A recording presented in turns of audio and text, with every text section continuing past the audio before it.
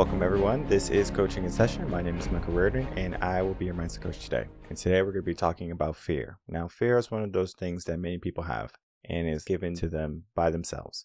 That means we are our own worst enemy, but yet we don't do anything about it. We just live in fear. We just live in complacency. We just live with this idea that fear is just an accepted norm for our life.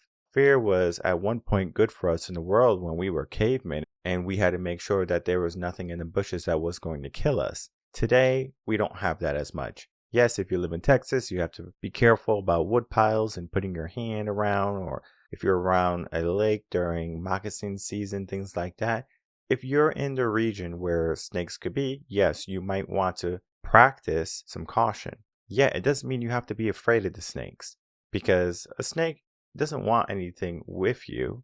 It's protecting itself, it's protecting its territory, as we do too. We protect our house, we protect our belongings. So in a sense, they're just protecting themselves. They're more afraid of us than we are of them. But yet our fear is bigger than theirs because we have turned fear into something more than what it should be. So today we're going to be talking about fear, breaking that down, and then understanding a little bit about how we can get over the fear. If you are an audio listener, do not fret. I'm going to break down what I'm going to be showing you on my screen so you can easily understand the resources available to you. And if you're a video watcher, you just have to watch. When you go to the website reardenconcepts.com, you are going to head over to the resources tab, go down the blog, and when you click blog, you're going to see all of the recent blogs.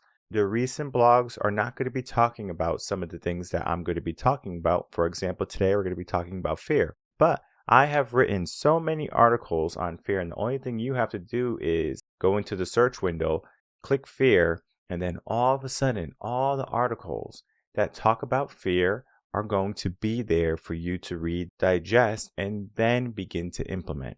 Respect and fear is talking about relationships in the fear aspect, and then the relationship aspect of what is respect. The secrets of fear, right? You utilizing fear to your advantage. The fear factor.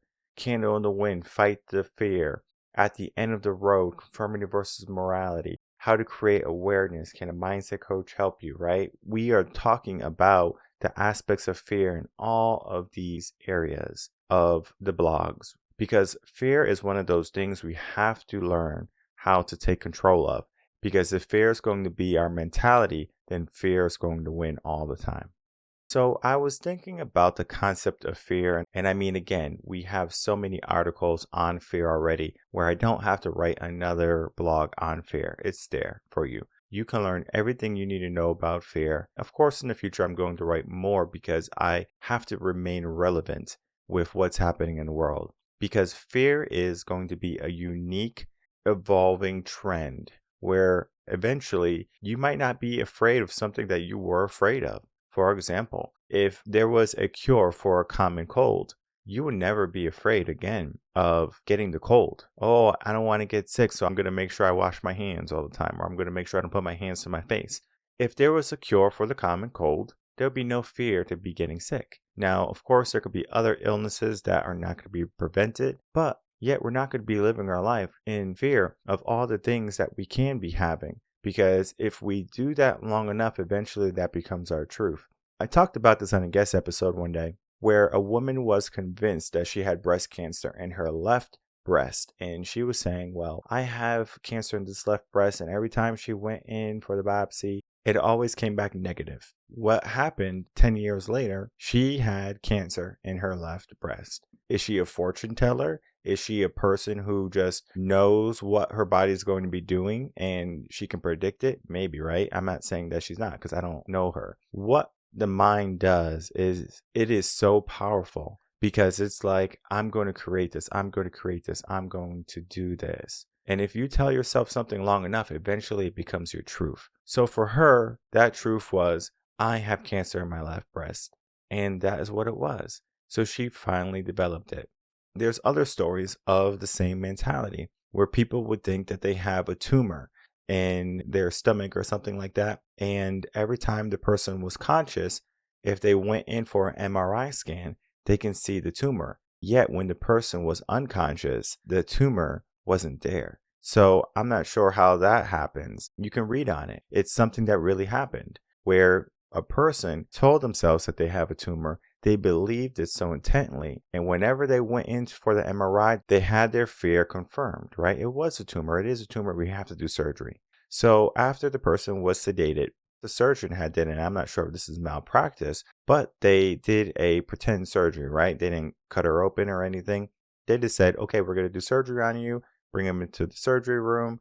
Then after the surgery, the only thing they did was they put a large Band-Aid, a covering over the area where they were going to do the surgery. And they just told the patient, do not touch it for about a week so it can heal. After the week, it was all healed. It was miraculous. And then guess what happened? The person thought, well, the surgery was successful. There's no more tumor. So when they were conscious and they went for their MRI scan, there was no tumor. So fear can be one of those things that we self-create for ourselves. Because if we're always going to be adding fear to our life, adding fear to our repertoire, we are going to find that we are not going to be doing the things that we're supposed to be doing because we have a fear of the things that we have created in our mind. That is going to be very difficult for some people. For example, if we watch the news, we're always going to be given something to be worried about, whether it be from an illness, a pandemic, a policy, of presidents of the past, of hate, of terrorism. There's just so many things that can go on that's going to put our mind into a negative focus. And what happens after that negative focus is that our brain learns to be in that type of thinking, right? I'm going to be in this wavelength of always worrying about something. I'm going to worry about if people around me are sick. I'm going to worry about if people around me have a certain type of mentality. And then we become very singular in what we do. And I'm not saying that you can't choose who you support, and I'm not saying that you can't do what you want, right? You still have that freedom. But yet, the fear is going to dictate so much. Recently, I was watching a video of South by Southwest. There was a bunch of people going around. They were asking people about masking. So they were saying, well, do you believe that masking should be happening? And the people were like, yes, I still believe it should be happening. But yet these people weren't wearing masks. So the fear is there, but yet the action is not there. What is the true normal? Because eventually, at some point, the people who are wearing masks are going to say, well, I'm not going to wear masks anymore because I feel safe. I have enough boosters. I feel confident. And then that fear right there dissipates. It's the same thing as if we say, I'm strong enough. I'm able to do something. So it's just that switch in our mind, right? That switch that's telling us we can do something or we can't do something. And for the people who think that, well, I have the ability to get sick, are going to get sick at a higher rate than the people who say, well, I'm good regardless. And I know right now there's a bunch of natural immunity conversation. We are looking at the mentality aspect, and we just talked about it. I just talked about the lady who thought she had cancer in her left breast. I just talked about the individual who had tumors, and it would come up on the MRI when they were conscious, but when the surgery happened, it was no longer there. So we are giving ourselves this sickness. And the reason why I'm saying this in this way is because when I was a teacher, I got sick once a year. Only once. I thought, well, this is just a natural way, right? I'm a teacher. Kids are rubbing their boogers and they're coughing and they're sneezing on me. That's life, right? Deal with it. All right. Now, I always gave myself that mentality. I'm going to get sick once a year. That's just life. But the craziest thing happened when I left teaching and I was no longer teaching. I was not near kids or anything. I still got sick once a year until I told myself, I said, wait, why am I getting sick? There should be no reason why I'm getting sick. You're healthy. You're sanitary. You take good care of yourself. What is the reason for this sickness, right? People don't just get sick because they get sick, all right? There's a reason. There's a cause for it. You went outside with wet hair. You were around a sick person and you didn't take your vitamins, or you were just allowing them to cough on you and you didn't do anything about it. For example, like covering your nose or wearing a mask or things like that, right? So I'm not saying masks are not effective. What I'm saying is the mentality it gives you, does it give you fear or does it give you certainty? Because if we look at the whole aspect of mask wearing, it's effective if the person is sick, not if the person is not sick. So if I'm sick and I wear a mask, I'm helping the people around me. Yet if I'm not sick, then I'm not helping the people around me. And none of this BS saying, oh, you don't know if you're sick. You know if you're sick, and we're going to be talking about that next week on self-assessment. But what I want people to understand is that the fear that you are giving yourself, like, oh, I'm going to get sick, naturally puts your body in that way of thinking, that wavelength. If you just say, well, I'm good, I'm strong, I'm powerful, right? The affirmation, the words of affirmation, we say it in business, we say it in our daily lives. Yet we don't do it when it comes to the little things that we don't pay attention to. We just think, oh, this is just normal. Me getting sick once a year is normal. But then when I told myself, well, why am I getting sick? There's no reason why I should get sick. I didn't get sick anymore. And then all the people who are getting sick with the pandemic and things like that, I'm good. I'm good. Now, yes, we got it, but the circumstances were not because I went out and got it at the gym or from a friend or something like that. It happened because the missus, she works in the hospital, so there was a lot of patients who had this sickness. Then, of course, she brings it home, and then I get sick too. Now, walk in the park, number one, for the people who are complaining about it and worried about it, you can get over it, right? The human body has the strongest immune system, right? It has kept us alive for millennia. Why are we not allowing it to do its work? So, yeah, I took my break, I took my rest, and I slept it off, right? I let my body do what it was supposed to do. And I have rules, right? I have rules where if you're sick, don't go to the gym, don't work out. Let your body do what it has to do, right? And then from there, we just have to move on, right? I'm not going to be afraid of it anymore, right? I already had it. For example, if you fall down, right? You're not going to be afraid of falling down again, most likely, right? Like, I'm sure you have fallen in your life. Maybe if you're older, you have that constant fear of falling.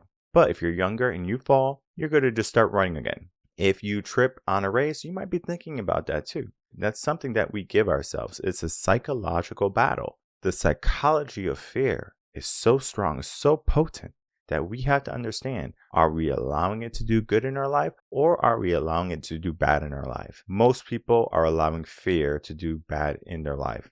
They're allowing mainstream media to tell them exactly what they should be thinking, what they should be doing, and how they should be acting.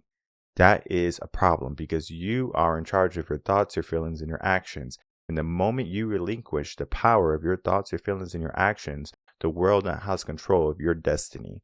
Yet many people want a good life. But if the world doesn't want to give everyone a good life, because everyone wants a good life, there's only a certain amount of people who are going to develop the habits, develop the strategy to get there. One of the strategies I recommend is learning how to get over fear. How do you get over fear? Well, the first step is to acknowledge it's a lie. Fear is a lie. When we were born with two fears, the fear of loud noises and the fear of falling. That's it. That means every other fear, going past those two fears, we gave to ourselves. So if you're afraid of snakes, if you're afraid of dogs, if you're afraid of being alone or the dark or the boogeyman, you gave it to yourself. How did you get over those fears? You have to become strong.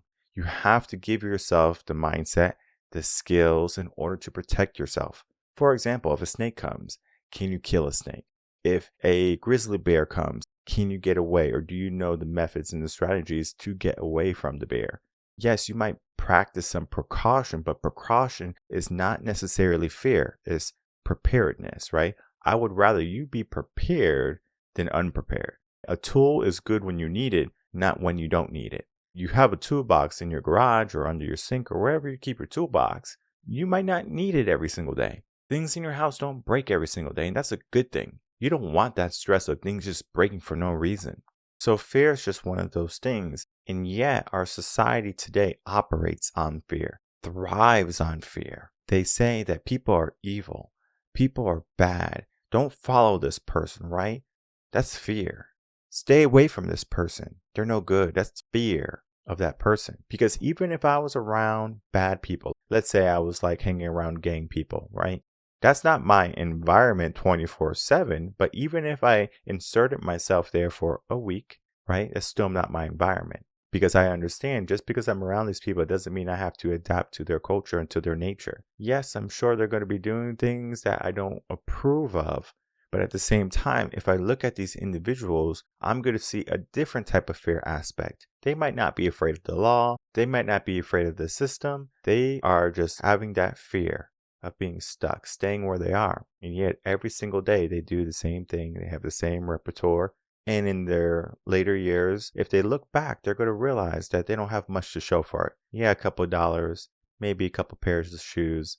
But is that really life? Is that really living? It comes out that it is not life. It is not living, right? What do you want to be your legacy, right? Your kingdom that you create. And if you are living in an environment or a system that's keeping you stuck, you need to learn how to get out of that system. Again, in our country, we use fear, especially here in America, we use fear to control the populace. I'm going to put fear in you and I'm going to tell you what I want you to do. And then, of course, you're going to do it naturally because of fear. Stay inside, because if you don't stay inside, you're going to get sick. Oh, I don't want to get sick, right? Fear. Don't follow this person because they're a bad person. Yet what the person is preaching, it could be something powerful. What would happen if the government implemented this tactic with Dr. Martin Luther King? Oh, don't listen to Dr. Martin Luther King because he is talking about things that are going to create divide and are going to create inequality in the world. And we have to make sure that a man like him is not rising into a leadership role because of the fear. They killed him. Why did they kill him? Because they were afraid of him. They were afraid of what he could accomplish. So our fear today, when someone is being pronounced, being a leader, being the person that's going to change the entire system, we put them in jail. We cancel them, right? Hate speech. That is how we do it. We control how far they can reach their voice, because social media is so powerful today, where social media can be a good thing, but yet it's going to be so individualized unless you're on maybe Twitter. But even then, Elon says there's so much freedom, but there is going to be limitations to what you can say and what you can do. Of course, we want to stay legal. We want to do things that are positive in nature, that help people grow and prosper. And fear is not one of them. Fear doesn't help us in any single way. Yet, we can utilize fear that we have created, that the world has given us, and we can use it to our benefit. Similar to how motivation is temporary, fear is also temporary. Fear can be used as a fuel in our tanks to get us to take action. Yet, if we don't know how to control that fear and to move past that fear, we're going to be stuck in it. The best way I have found to step away from fear is to count to 3, or the 5-second rule. The 5-second rule is stating that our brain is going to start to develop blocks or obstacles once we pass 5 seconds. So when you wake up in the morning, you have an option to roll over, pick up your phone, look at the clock, or do something. You also have the option to count to 5 or count down from 5. Me, I like counting down from 5. It's more dramatic. I go 5, 4, 3, 2, 1, and I'm up. Now, I very rarely do it because I know I just have to get up, right? The day is waiting for me. I'm not going to keep the day waiting. So the aspect of it, because you can count 5, 4, 3, 2, 1 and nothing happens, right? You have to use that tool, right? It's a tool only when you know that for 100% certain you're going to do it.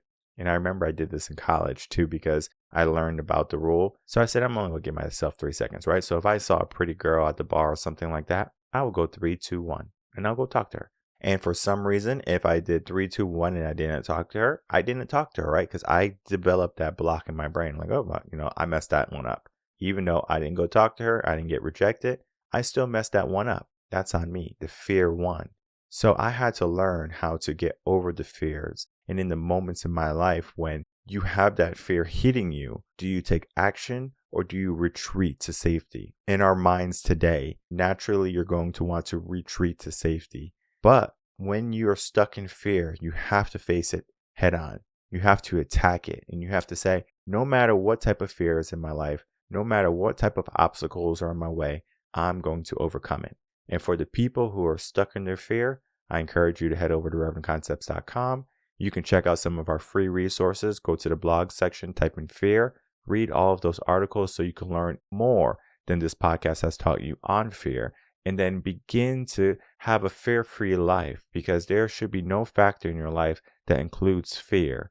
Because if fear is going to be running rampant in your life, then you're going to find that your life is running rampant and it's not going to be running in the right direction. So I encourage you to go into the right direction of your best self, of your best life. And it's going to begin with you overcoming your fears, overcoming obstacles, learning tools and methods that are going to help you. And then after you're done reading those articles, I encourage you to sign up for a coaching session with me, and you can begin that process to get your life on the right track, the best track, that's going to help you choose courage, choose bravery, and choose abundance.